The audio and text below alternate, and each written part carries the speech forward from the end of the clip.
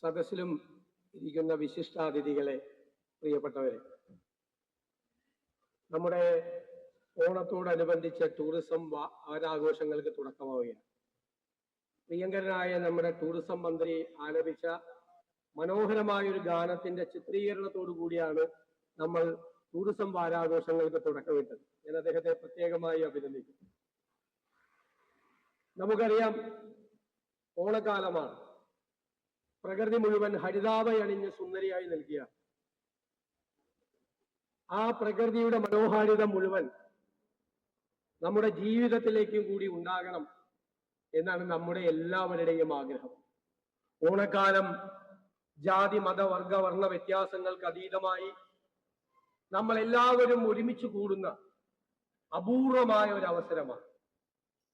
ഈ ഓണത്തിന്റെ അനുഭവങ്ങൾ ഇനി വരാനുള്ള കാലത്തേക്ക് കൂടി തുടരണം എന്നാണ് എൻ്റെ വിനയപൂർവമായ അഭ്യർത്ഥന. നമുക്ക് നമ്മുടേതായ സവിശേഷതകളുണ്ട്. ആ സവിശേഷതകളെ ലോകത്തിന്റെ മുന്നിൽ നമുക്ക് അവതരിപ്പിക്കാൻ കഴിയണം. നമുക്കൊരു മനോഹരമായ ചരിത്രമുണ്ട്.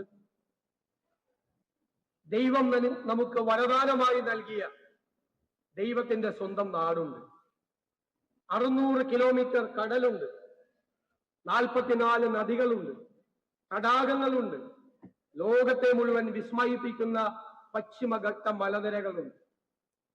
ഈ ചെറിയ സ്ഥലത്ത് ഇത്രയും വൈവിധ്യമുള്ള കാഴ്ചകൾ ലോകത്തൊരിടത്തും ഉണ്ടാകുമെന്ന് ഞാൻ കരുതുന്നില്ല.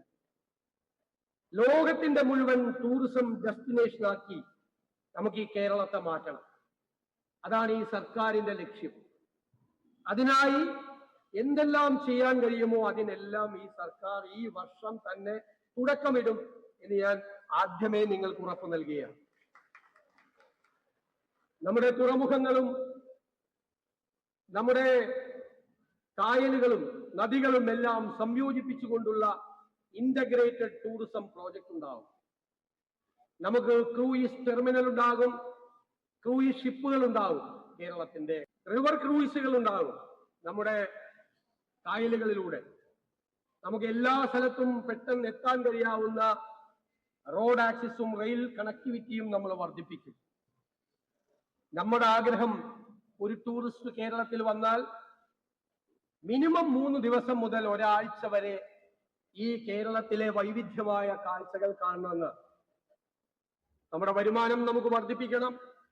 ലോകത്തിന്റെ മുന്നിൽ നമ്മുടെ മനോഹരിയായ കേരളത്തെ നമുക്ക് ഷോക്കേസ് ചെയ്യണം. അതാണ് ഈ സർക്കാരിന്റെ ലക്ഷ്യം. നിരവധി പദ്ധതികളുമായിട്ടാണ് നമ്മൾ വരുന്നത്. ഒന്ന്, ജനപങ്കാളിത്തത്തോടുകൂടി ടൂറിസം ഡെസ്റ്റിനേഷനുകളെല്ലാം സീറോ വേസ്റ്റ് ആക്കി ക്ലീൻ ആക്കി ലോകത്തിന്റെ മുന്നിൽ അവതരിപ്പിക്കും. 2, നമുക്ക് ബീച്ച് ടൂറിസവും റിവർ ടൂറിസവും നമുക്ക് പ്രൊമോട്ട് ചെയ്യണം. ഫോറസ്റ്റ് ടൂറിസവും. അതിമനോഹരമായ ഒരു ഓഷ്യനേറിയം കേരളത്തിൽ ഉണ്ടാവും. നമുക്കൊരു മാരിടൈം ഹിസ്റ്ററി ഉണ്ട്. പോർച്ചുഗീസുകാർ വന്ന, ഡച്ചുകാർ വന്ന, ബ്രിട്ടീഷുകാർ വന്ന ലോകത്തിന്റെ മുന്നിൽ അവതരിപ്പിക്കാൻ കഴിയുന്ന ഒരു മാരിടൈം ഹിസ്റ്ററി, അത് മുഴുവൻ എക്സിബിറ്റ് ചെയ്യാൻ കഴിയുന്ന അന്താരാഷ്ട്ര നിലവാരമുള്ള ഒരു ഇന്റർനാഷണൽ മാരിടൈം മ്യൂസിയം കേരളത്തിൽ ഉണ്ടാവും. എന്റെ പ്രിയ സുഹൃത്ത് ശ്രീ കുഞ്ചാക്കോ ബോബൻ വേദിയിലിരിക്കുന്നു. മറ്റ് സംസ്ഥാനങ്ങളിൽ ഒന്നുമില്ലാത്ത ഒരു ഫിലിം സിറ്റി നമ്മുടെ കേരളത്തിൽ ഉണ്ടാവും.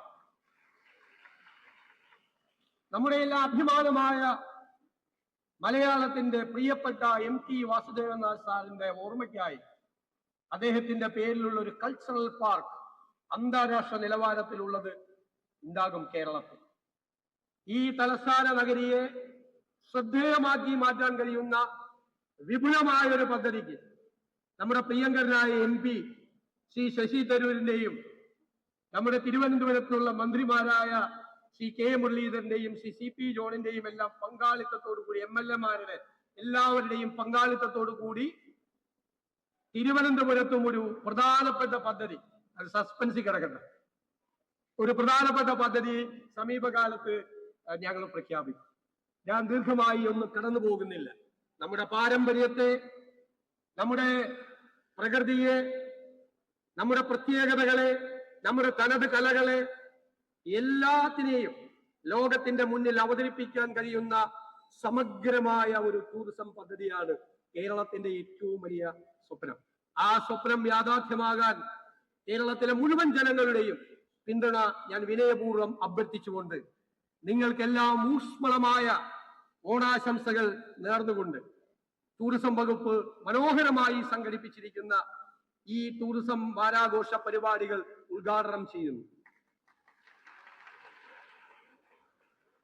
ഈ ഓണത്തിന് എല്ലാവരും സന്തോഷത്തോടു കൂടി ഇരിക്കാൻ ഒരു ഗവൺമെന്റിന് ചെയ്യാൻ കഴിയുന്നതെല്ലാം ചെയ്തിട്ടുണ്ട്. എല്ലാവരുടെ കയ്യിലേക്കും പണം എത്തുന്നതിനുള്ള നടപടികൾ സ്വീകരിച്ചിട്ടുണ്ട്.